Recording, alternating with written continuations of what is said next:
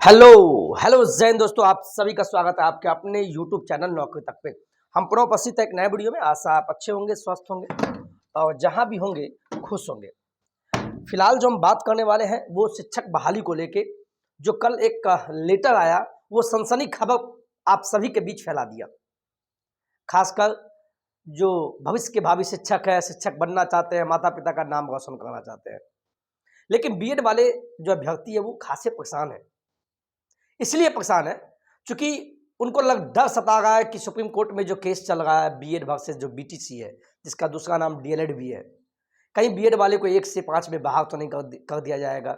अगर बाहर कर दिया जाएगा तब तो हम बर्बाद हो जाएंगे बिहार में, क्योंकि 6 से 8वीं में सीटों की संख्या आपको पता है कितना है, मात्र 1745 सीट है। वो भी विशेष अध्यापक यानी विशेष विद्यालय अध्यापक के लिए है, वो भी क्लियर नहीं हुआ। जैसे ही विशेष लिख दिया इसका मतलब है कि पीएच वालों के लिए, हैंडीकैप्ट वालों के लिए दिया गया है। 1745 सीट कहीं ना कहीं ये नाइंसाफी है 6 से 8वीं में शिक्षक बनने वालों के लिए। तो बीएड वाले से मेरा विनम्र निवेदन है, बिल्कुल परेशान मत होना। परेशान होना लाजमी है, आपकी परेशानी को मैं समझ रहा हूं, लेकिन जहां तक मेरा अनुभव जाता है, मेरा विश्वास जाता है और ऊपर वाले पर विश्वास है और सुप्रीम कोर्ट पर विश्वास है, बीएड वाले को बिल्कुल बाहर नहीं किया जाएगा 1 से 5वीं में। और कुछ साथी ये भी सोच रहा है कि बीएड बाहर हो जाए तो अच्छा होता, क्योंकि 1 to 5 में कंपटीशन कम हो जाएगा। तो सभी का अपना अपना मत है, लेकिन हम इतना कहेंगे आप बिल्कुल परेशान मत होना, क्योंकि आप अगर मेहनत किए तो ऊपर वाले भी आपका देखेगा और आपके पक्ष में ही फैसला देगा। ठीक है। और आज के पेपर में जो दिया है, एक्चुअली ये मैंने मैं कल ही इसको बता चुका हूं, अच्छे से विश्लेषित किया कि वेतन क्या रहेगा। वेतन में डीए प्लस एचआरए प्लस आवास ईपीएफ कट के कितना मिलेगा, वो सारी चर्चा पेपर में भी दे दिया गया, जो मैंने कल बताया था। देखिए, है ना, आप सब देखिए, मैंने कल बताया था ना कि 1 to 5 में लगभग इतना बनेगा 35,700 बताया था ना। मूल वेतन प्लस डीए एचआरए मेडिकल जितना बनेगा उसमें ईपीएफ काट दिए, मैंने आपको सब समझाया था, लेकिन पेपर के माध्यम से जानने का प्रयास करेंगे। आज के पेपर में क्या दिया है, ये हिंदुस्तान का पेपर है और इस पेपर में दिया है 1ली से 12वीं तक के 1,78,000 शिक्षकों की होगी नियुक्ति। यह पढ़ाने का मकसद यह है कि कल जो भी क्लियर नहीं हुआ उस चीज को आप समझिए। पेपर में देना, पेपरबाजी करना वो अलग मैटर है, लेकिन आपको समझना, विषय वस्तु को सही से समझना, आखिर बात क्या है, यह बहाली कब आएगी, कैसे आएगी, इस चीज को। बीपीएससी यानी बिहार पब्लिक सर्विस कमीशन से भर्ती होने जाने वाले शिक्षकों का वेतनमान तय हो गया। बीपीएससी से नियुक्त होने वाले शिक्षकों का वेतन तय हो गया है। राज्य सरकार कक्षा 1 से 12वीं तक 1,78,026 शिक्षकों की नियुक्ति करने जा रही है। ये गुड न्यूज है। प्रशासी पदवर्ग समिति यानी शिक्षा विभाग का जो पदवर्ग समिति है, प्रशासी का मतलब शिक्षा विभाग, वो जो पद बनाती है, कितने पदों पर बहाली होनी है, उनकी उच्च स्तरीय बैठक में 4 श्रेणियों में शिक्षकों के मूल वेतन पे मुहर लग गया। यानी पद कितना होगा, वेतन कितना होगा, वो सब कुछ बताया गया। राज्यकर्मी के रूप में नियुक्त होने वाले इन नए शिक्षकों का प्रारंभिक मूल वेतन 25,000 से लेकर 32,000 तक तय किया गया है। यानी 1 से लेकर 12वीं तक का जो शिक्षकों का जो वेतन होगा, इसको 4 कैटेगरी में बांटा गया। जैसे देखिए, पहला, मैं कुछ बताने का प्रयास करता हूं आपको, ठीक है, जिससे कि आपको समझ में आवे।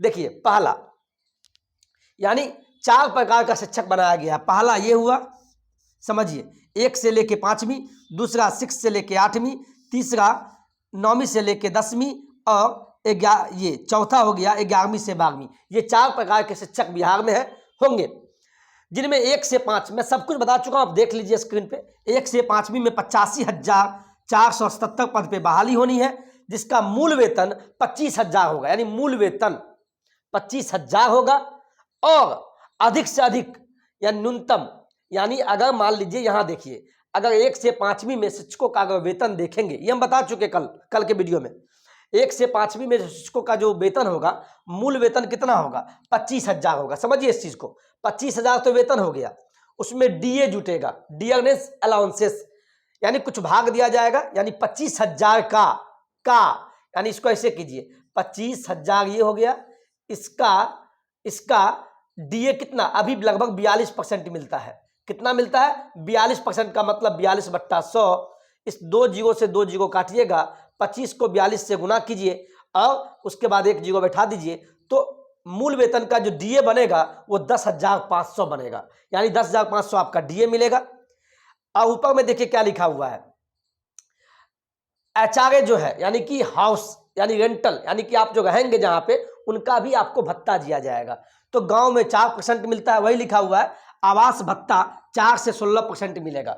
गांव में 4%, नगर निकाय में अलग अलग स्तर पे। तो अभी हम 4% पे लिए, तो एचआरए यानी हाउस का जो रेंटल मिलेगा आपका 25,000 का 4% निकालेंगे तो 1,000, मेडिकल अलग से 1,000 दिया जाएगा, यानी कुल वेतन आपका हो गया 37,500 1 से 5वीं में।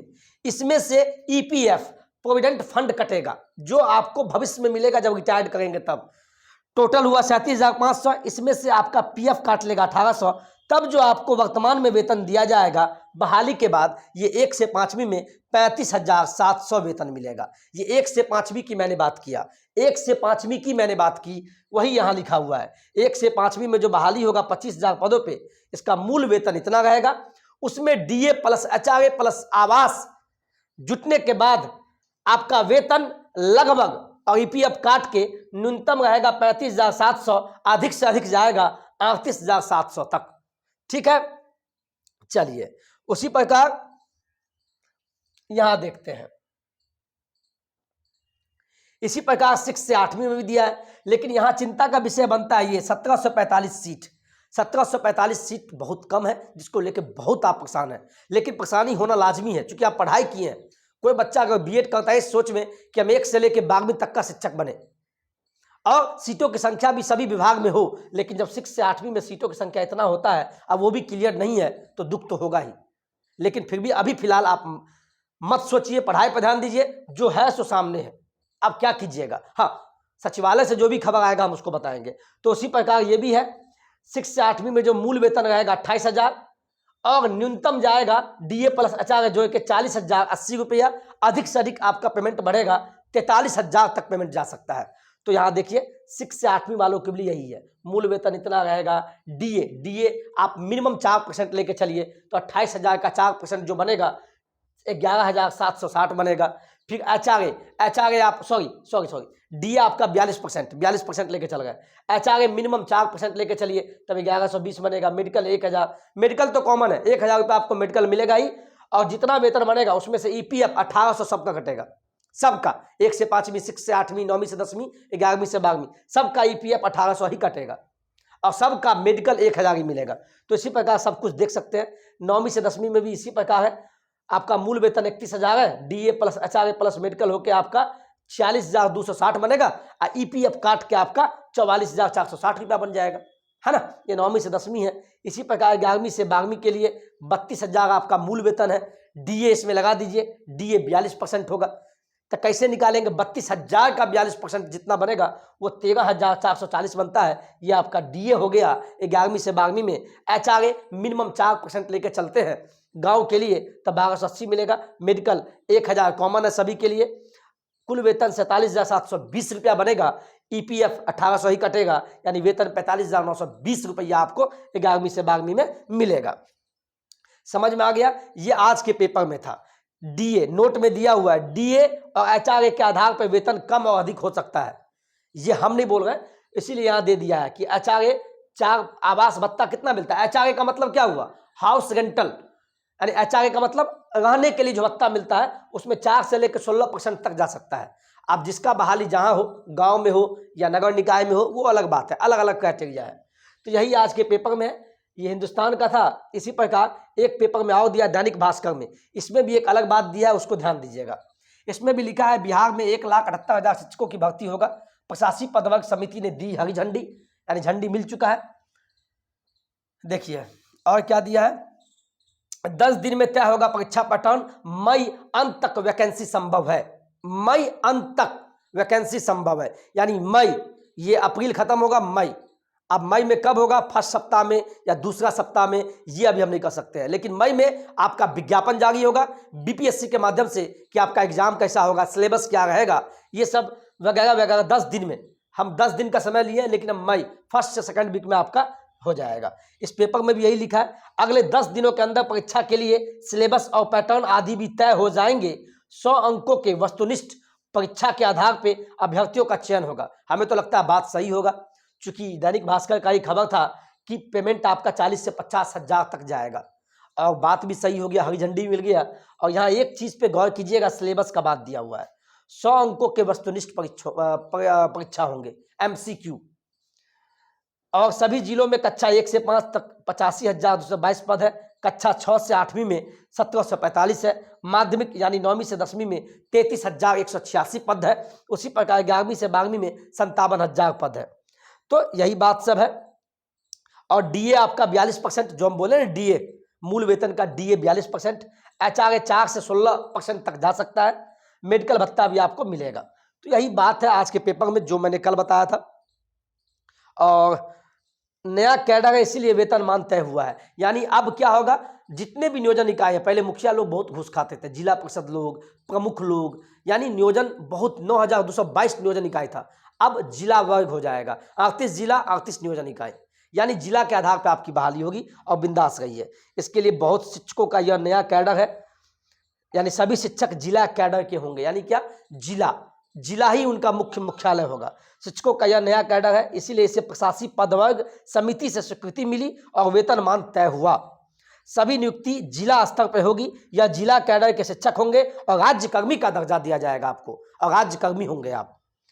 सरकार पर भार कितना पड़ेगा, 1 से 8वीं तक के 87,222 पद के लिए 4,629 करोड़ 23,07,000 रुपया यानी भार पड़ा है बिहार के राजकीय कोष पे, यानी 1 से 8वीं में। उसी प्रकार यहाँ माध्यमिक और उच्च माध्यमिक यानी 9वीं से लेकर 12वीं में 90,804 शिक्षकों पे कितना भार पड़ा है पैसा का, 5,994 करोड़ 22,24,000 रुपये खर्च होंगे। यानी यही बात है। और अलग अलग संवर्ग में योग्यता क्या है, हाई स्कूल के लिए BEd या M.Ed के साथ STET उत्तीर्ण होना अनिवार्य होगा। प्रारंभिक यानी 1 से लेकर 8वीं स्कूल के शिक्षक पद के लिए DLED के साथ TET, यहाँ DLED ही बार बार दिया जा रहा है। एक चीज आप देखिएगा जो गलती से या मिसप्रिंट हुआ है, यहाँ दिया है प्रारंभिक स्कूलों के शिक्षक पद के लिए DLED के साथ TET या CTET उत्तीर्णता अनिवार्य होगी, BEd को भूल गया है। बताइए, ये है बिहार सरकार। तो BEd वाले आप भी एलिजिबल है 1 to 5 में, ऐसा ना सोचे कि पेपर में मिस्टेक हुआ तो ऐसा हो गया, बिल्कुल नहीं, ये छलावा है। आप सभी BEd वाले भी 1 से लेके 5वीं में शिक्षक बनेंगे। ठीक है, तो आज के पेपर था और मैंने इसको विश्लेषण करने का प्रयास किया। अगर वाकई में वीडियो अच्छा लगता है तो अपने दोस्तों के बीच इसको शेयर कीजिए, क्योंकि सभी का जो कंफ्यूजन है उसको दूर किया जा सके। आज के वीडियो में इतना ही। जय हिंद, जय भारत।